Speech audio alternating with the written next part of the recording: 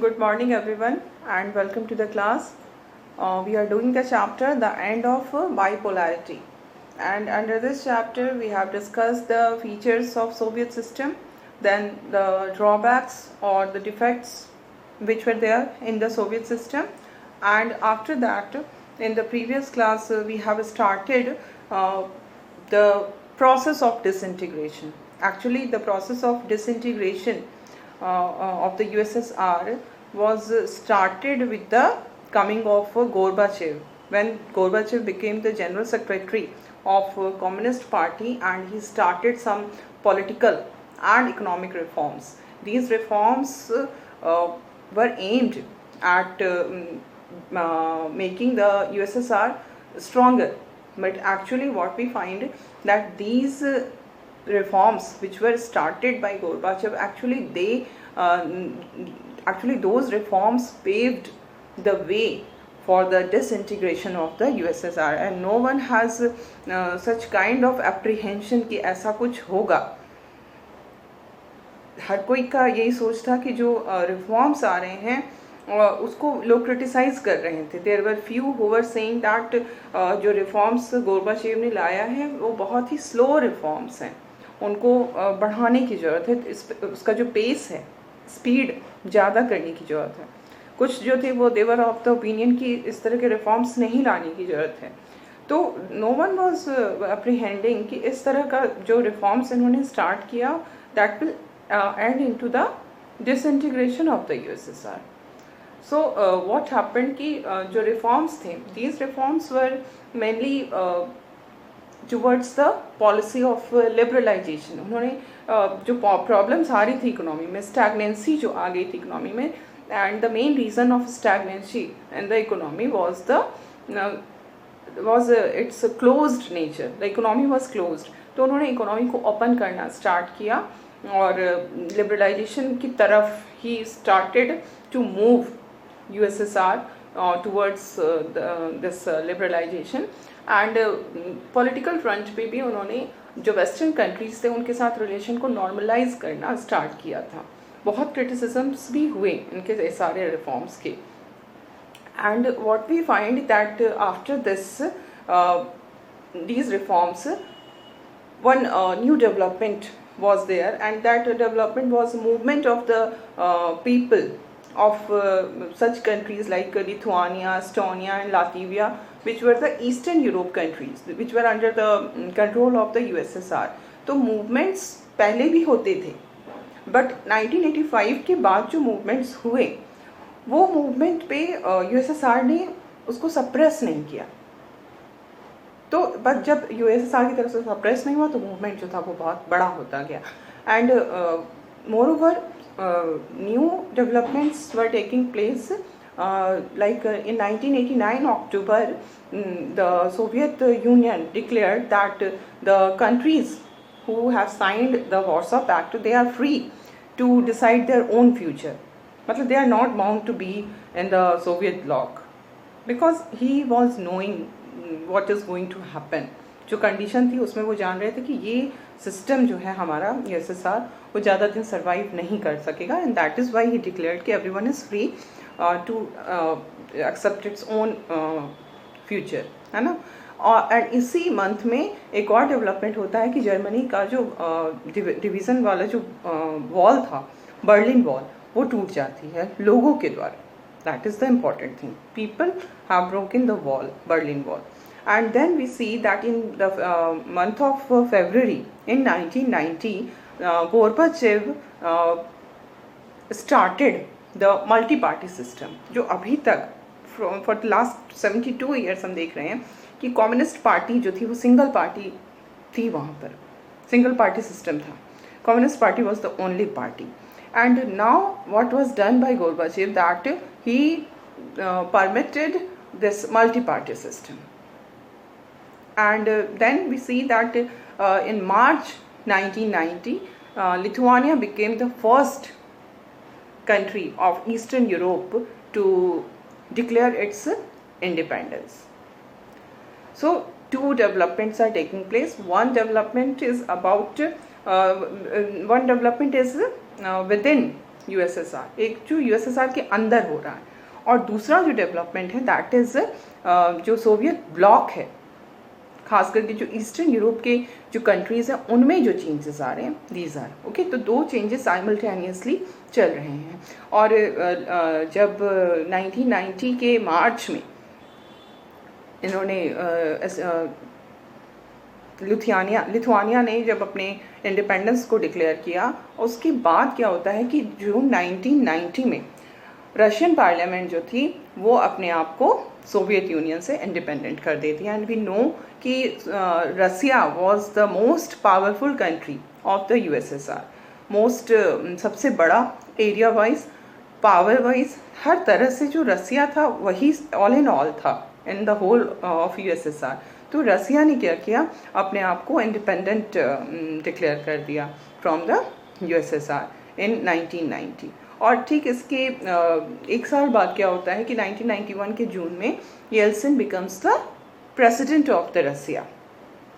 और जो येल्सिन थे, he was not belonging to the communist party, that is the most important thing, because अभी तक इस तरह का की चीज़ें जो थी वो यूएसएसआर में कभी भी नहीं हुई थी। जो भी प्रेसिडेंट बन रहे हैं, जो भी पोस्ट होल्ड करने वाले हैं गवर्नमेंट में, they all belong to the communist party. But now because this multi party system has been accepted, तो ये चीज़ें अब हो रही थी कि बोरिस येल्सिन जो थे वो बन गए president of Russia, and he did not belong to Communist Party. And after that what happened कि जो कम्युनिस्ट पार्टी के जो हार्ड लाइनर्स थे वो गोर्बाचेव के बहुत ज़्यादा अगेंस्ट हो गए, क्योंकि उनको लग रहा था कि गोर्बाचेव के कारण ही सारी जो प्रॉब्लम्स आ रही हैं, ये लिथुआनिया जो है वो इंडिपेंडेंट हो गया, रसिया ने हमसे अपने आप को अलग कर लिया, बोरिस येल्सिन जो कि किसी और पार्टी को बिलोंग कर रहा है वो प्रेसिडेंट बन जा रहे हैं रसिया के। तो in their opinion the hardliners of Communist Party, they were of the opinion कि Gorbachev is responsible for all these things, but actually it's not कि Gorbachev के कारण disintegration start हुआ। जो situation थी, the situation which was prevailing, about which we have discussed the loopholes, किस तरह से अफ़गानिस्तान पर जो उनका वो होता है इंटरवेंशन जो उन्होंने किया, military intervention that was done in Afghanistan, that military intervention was the most important reason for the disintegration of USSR, क्योंकि उसके कारण जो इकोनॉमिक बर्डन था वो बहुत ज़्यादा बढ़ गया, और उसके बाद जो इनकी इकोनॉमी थी वो सुधर नहीं पा रही थी, बहुत सारे प्रॉब्लम्स आने लगे, ग्रोथ रेट कम हो गया, धीरे धीरे स्टैग्नेंसी की तरफ बढ़ गई इकोनॉमी, फूड ग्रेन्स इंपोर्ट कर रहे थे। तो ये जो सिचुएशन था, इसमें Gorbachev can not be said to be the responsible for this disintegration. वो रिस्पॉन्सिबल नहीं थे, चाहे गोर्बाचेव रिफॉर्म्स लाते ना लाते, ये तो होना ही था, ये सिस्टम के अंदर ही प्रॉब्लम्स थे, और ये ऐसे सिस्टम कभी भी बहुत लॉन्ग लिव्ड नहीं हो सकती है। तो जो कम्युनिस्ट पार्टी के हार्डलाइनर्स थे, दे वर अगेंस्ट गोर्बाचेव, और इसी कारण से क्या हुआ कि अगस्त 1991 में एक कूप होता है। कूप मीन्स रिवोल्ट, कि इनको हटा करके हम अपने आदमी को ले आए जो कम्युनिस्ट हार्डलाइनर है। तो इस रिवोल्ट में क्या होता है कि this revolt was unsuccessful, because एक तो पीपल्स का सपोर्ट नहीं था। लोगों को क्या चाहिए? People wants freedom, that is the most important thing for the people. और गोर्बाचेव ने वो फ्रीडम थोड़ा लिमिटेड ही सही, बट देने की स्टार्टिंग की वो शुरू कर चुके थे। मल्टी पार्टी सिस्टम आ चुका था, इकोनॉमी को लिबरलाइज करना उन्होंने स्टार्ट कर दिया था। तो लोगों को क्या कहते हैं कि वो जो फ्रीडम होती है ना, उसका टेस्ट लग गया था, स्वाद लग गया था, और अब वो वापस वाली कंडीशन में कभी भी जाने के लिए तैयार नहीं थे। तो लोगों का सपोर्ट तो कभी भी कम्युनिस्ट पार्टी को मिल ही नहीं सकता था, जो कंडीशन उस समय प्रिवेल कर रही थी उस कंडीशन में। And in this situation we see that Boris Yeltsin, he emerged as a national hero in opposing this coup. No one was there to support the coup, क्योंकि अब जो कम्युनिस्ट पार्टी थी उसको उसके आइडियोलॉजी को accept करने वाले, support करने वाले जो लोग थे वो अब बहुत ही गिने चुने लोग थे। बिकॉज एट लार्ज हम क्या देख रहे हैं, people were at disadvantageous condition in the communist regime. लोगों को कोई फ़ायदा नहीं हो रहा था, बस एक छोटी सी जो ब्यूरोक्रेसी थी और जो कम्युनिस्ट पार्टी के जो मेंबर्स थे, वो भी टॉप के जो मेंबर्स थे, only they were the beneficiary.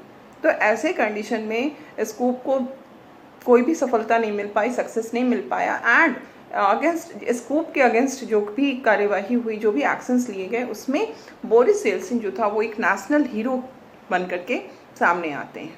And what we find कि अब जो पावर जो था, जो अभी तक बिल्कुल सेंट्रलाइज्ड पावर था, कहने के लिए यूएसएसआर एक फेडरल कंट्री थी, है ना, जिसके अंदर फेडरलिज्म के कॉन्सेप्ट को अगर माना जाए तो जिसमें पावर का डिस्ट्रीब्यूशन होना चाहिए, जो स्टेट्स हैं उनकी अपनी आइडेंटिटी होनी चाहिए, बट ये सब कुछ एक्चुअल लाइफ में फॉलो नहीं होता था। वहाँ पर सेंट्रलाइज था, द यूनियन वॉज पावरफुल, और जो यूनिट्स थे उनके कोई भी पावर्स नहीं थे। लेकिन अब क्या हुआ, अब after this all these developments, ये जो पावर था वो सेंटर से शिफ्ट होने लगा।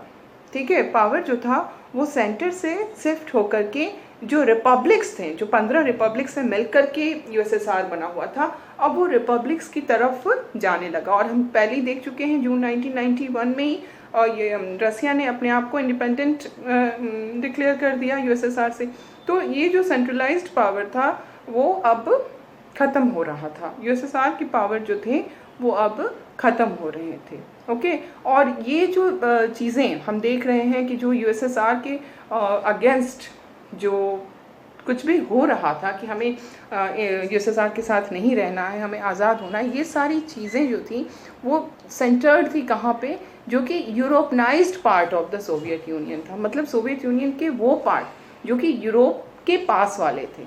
अगर इसमें हम देखें, सेंट्रल एशियन कंट्रीज़ जो थे, जैसे ताजिकिस्तान, कजाकिस्तान, ये सारी जो country, Azerbaijan, there were so many countries जो कि सेंट्रल एशियन कंट्रीज़ थे।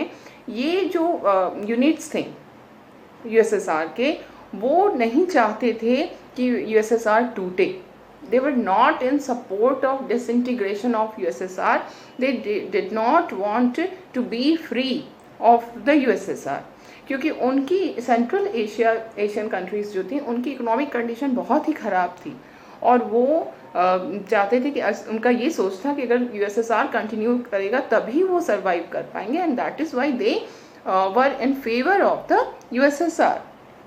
And in December 1991, the most important development took place. And what was the development? The development was that under the leadership of Yeltsin, Russia, Ukraine and Belarus, these three countries, Russia, Ukraine and Belarus, these three countries, they declared that the Soviet Union was disbanded. So we see that these three most important republics of USSR, they decided to annul the 1922 treaty. This USSR was created by a treaty in 1922. Through this treaty, this Union of Socialist Soviet Republic was created, and now in December 1991, it was decided by Russia, Ukraine and Belarus that this USSR will be disbanded. And with the end of this USSR, there was a declaration of establishment of Commonwealth of Independent States, CIS. This is important for you, Commonwealth of Independent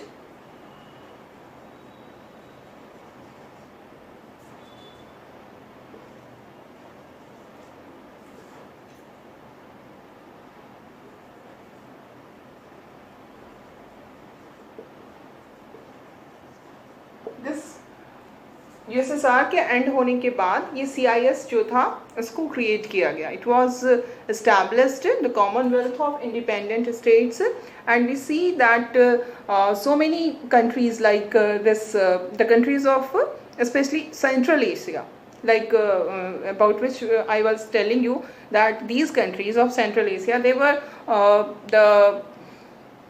we can say they were the poorer countries. अगर हम बाकी countries जो Republic थे USSR के, जो 15 republics थे, उसमें अगर हम इन सेंट्रल एशियन कंट्रीज़ को देखें तो इनकी जो इकोनॉमिक कंडीशन थी वो बाकी सबसे बुरी थी. And that is why they did not want कि USSR जो है वो डिसइंटीग्रेट हो जाए. दे वांटेड कि USSR रहे ताकि हम उसके साथ बने रहें. तो दैट इज़ द रीज़न कि USSR के जैसे ही एंड होता है ये CIS जो है उसको क्रिएट कर दिया जाता है. और इस CIS में जो कंट्रीज़, इंपॉर्टेंट कंट्रीज़ थे वो Armenia, Azerbaijan, Moldova, Kazakhstan, Kyrgyzstan, Tajikistan, Turkmenistan, Uzbekistan.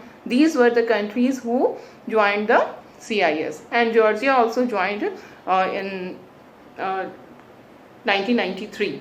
Okay, so in this way we see that USSR was disintegrated, and on 25th December 1991, Gorbachev resigned as the president of Soviet Union, and thus Soviet Union was ended. And with this end of Soviet Union, what we find, the CIS was created, and the another thing that was the most important कि the Russia became the inheritor of USSR, because USSR में के जो सारे republics थे उसमें जो सबसे important country थी जिसका डोमिनेंस था वो रसिया ही थी. ओके, तो रसिया जो थी it was now accepted as the successor of the Soviet Union. Soviet Union USSR का सक्सेसर कौन बन गया? USSR जो अब नहीं एग्जिस्ट कर रही थी उसका जो सक्सेसर था वो रसिया. और what was the advantage of becoming the successor of Soviet Union? The first thing is it had inherited the Security Council seat. In the Security Council, we know that USSR was a permanent member. So now this permanent membership was given to Russia, and moreover Russia also accepted all the international treaties and commitments of the USSR. USSR के जो भी international treaties different countries के साथ थे, जो भी उसके commitments थे, वो सब जो है वो रसिया ने accept कर लिया कि वो उसके जो भी commitment है वो अब मेरे commitment है. मतलब उसका benefit भी मिला, burden भी मिला, everything it was there to लेने के लिए वो तैयार था, सब कुछ ले रहा था. Okay, and it took over as the only nuclear state of the post Soviet space, है ना. जब USSR जो थी वो एक न्यूक्लियर कंट्री थी, और अब वो जो न्यूक्लियर पावर जो USSR का था that was also transferred to Russia. And after that it also done some nuclear disarmament measures with the US. जो न्यूक्लियर डिसआर्मामेंट के जो अग्रीमेंट्स थे जो कि USSR के साथ थे, अब वो सारे अग्रीमेंट्स जो थे वो रसिया के साथ हो गए. एंड इन दिस वे जो हमारा सोवियत यूनियन था वो पूरी तरह से ख़त्म हो गया. सोवियत यूनियन की जगह अब वहाँ पे रसिया है. ओके, तो now we have discussed the process, किस तरह से जो पूरी इतनी बड़ी जो सुपर पावर था जिसके पीछे दुनिया जो थी दो पार्ट में बट गई थी, कोल्ड वॉर चल रहा था, इतना सब कुछ हो रहा था, और जो आउटर वर्ल्ड था it was not even aware of any such kind of development कि USSR के अंदर ये सब कुछ हो रहा है. जो डिसइंटीग्रेशन होता है दिसंबर 1991 में USSR का, that was a surprise for most of the people of the world, क्योंकि अचानक से ये सब कुछ हो जाना, पीपल वर नॉट नोइंग, क्योंकि वो एक बंद सोसाइटी थी, एक closed economy, close society, close political system था जिसके बारे में बहुत सारी चीज़ें पता नहीं चल पाती थी. तो it was a surprise to the other republics, to other countries also. Okay, and now we will see the reasons why this happened. आखिर क्यों ये हुआ? तो रीजंस में बहुत सारी चीज़ें जो है वो हमने पहले डिस्कस कर चुका है। जब हम लूप होल्स बता रहे हैं सोवियत सिस्टम की, जब हम ड्रॉबैक्स बता रहे हैं सोवियत सिस्टम की, तो those drawbacks are the reason. वही ड्रॉबैक्स जो हमें दिखता है वही रीजंस हैं, उसी में रीजंस छुपे हुए हैं। उसको अब हम थोड़ा एलाबोरेटेड वे में डिस्कस करेंगे। Okay, so this is very important causes of disintegration of USSR.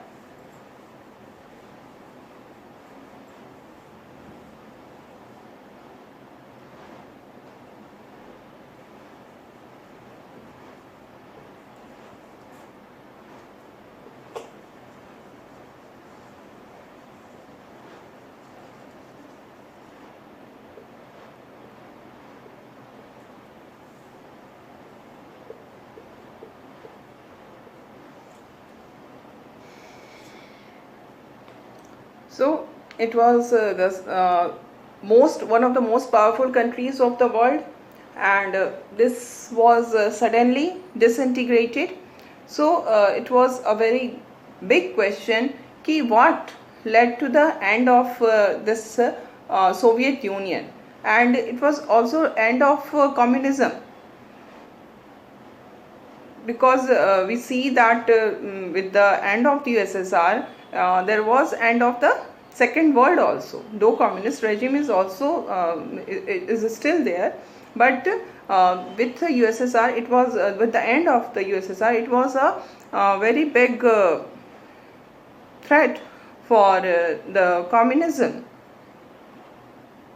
So we can say the basic reason for the disintegration of USSR was the internal weakness in the Soviet system. जो Soviet system थी उसके अंदर की जो weaknesses थी, those weaknesses became the reason for the disintegration of the USSR, and the political institutions of USSR, the economic institutions of USSR, they failed to meet the aspirations of the people, they failed to meet the demands of the people, and this was the most important reason for the collapse of the system. क्योंकि जब लोगों के aspirations पूरे नहीं हो रहे हैं तो लोगों का सपोर्ट मिलना बंद हो जाएगा, और जब लोगों का सपोर्ट नहीं मिलेगा तो उस तरह का जो सिस्टम है वो बहुत दिन तक सर्वाइव नहीं कर सकता है, क्योंकि लोगों के सपोर्ट पे ही कोई सिस्टम चलता है।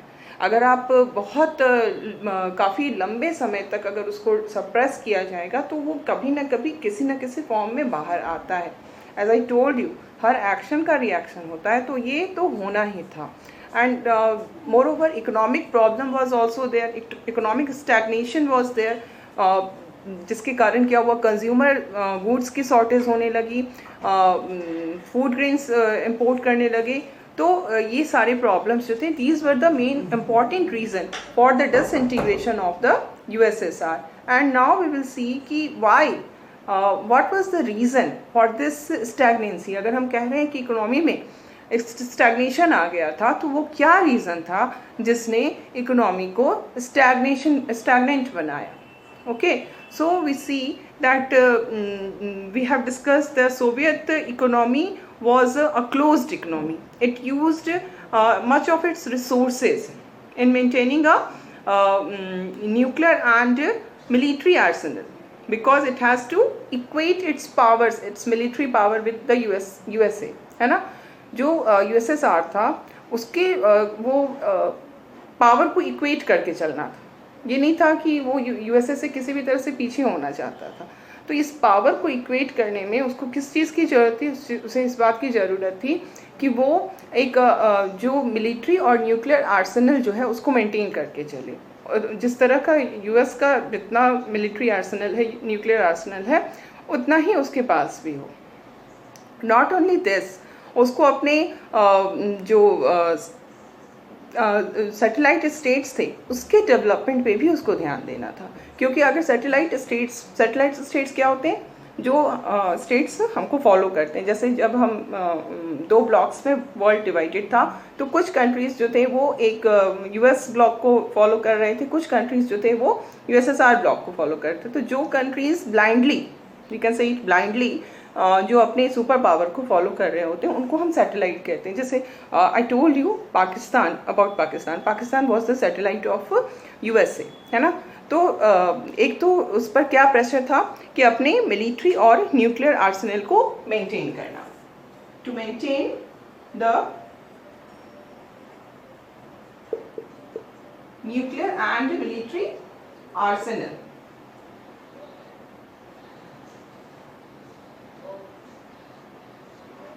And second was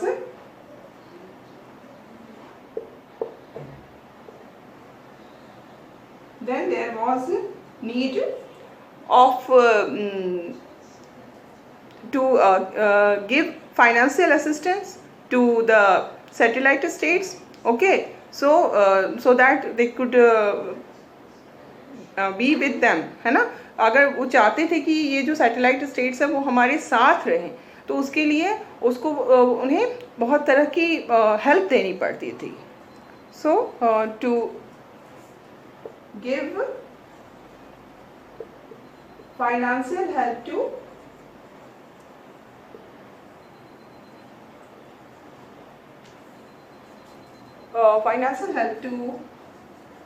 satellite states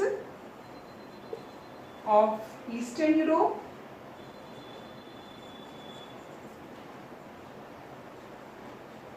as well as